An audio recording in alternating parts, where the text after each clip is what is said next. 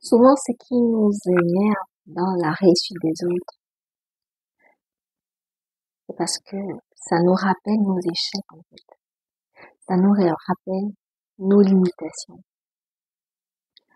Et au lieu de se concentrer sur ce qu'on peut faire pour améliorer les points négatifs dans nos vies, nous nous concentrons plutôt à combattre les autres qui ont réussi. Au lieu de nous asseoir, prendre un cahier et un stylo et noter le parcours, apprendre de leur cheminement, des points forts et des points faibles, afin de ne pas les reproduire au niveau des échecs et d'essayer de surpasser leur, leur réussite et leur victoire, dans la mesure où peut-être on peut faire mieux qu'eux. Donc à chaque fois que quelqu'un de votre entourage va essayer de vous combattre, va essayer de vous jalouser, que vous constatez que lorsque vous avez une victoire, lorsque vous avez une bonne nouvelle que vous partagez avec un des vôtres, et que la personne a une réaction négative, elle partage pas votre joie, elle ne vous encourage pas, elle ne vous félicite pas, sachez que vous venez réveiller en elle ces insécurités. Vous venez, vous lui obligez de faire une introspection sur sa vie. Vous l'obligez à s'analyser, à s'examiner, à se revoir en fait.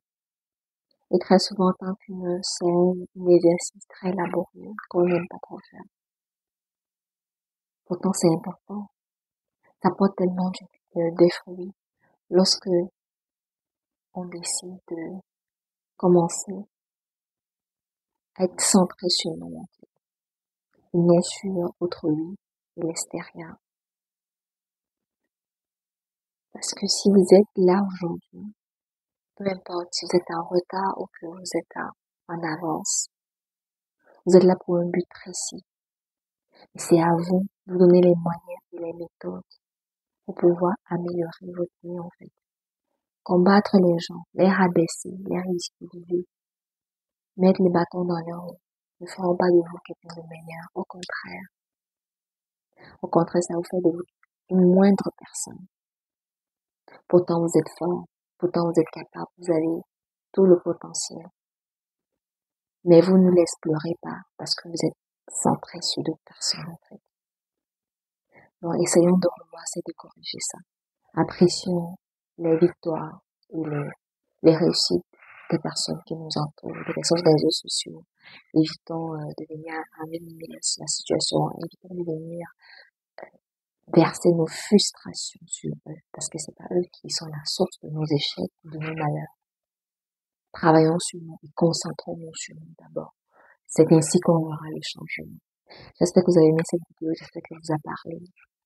Merci de la partager avec quelqu'un qui n'arrête pas d'avoir des comportements pas très cool lorsque vous leur partagez des bonnes nouvelles et qui doivent s'améliorer en fait. Parce que nous sommes en apprentissage, en processus d'amélioration continue.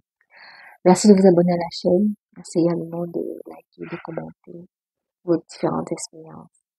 D'ici là, portez-vous bien et à bientôt. Bonne journée.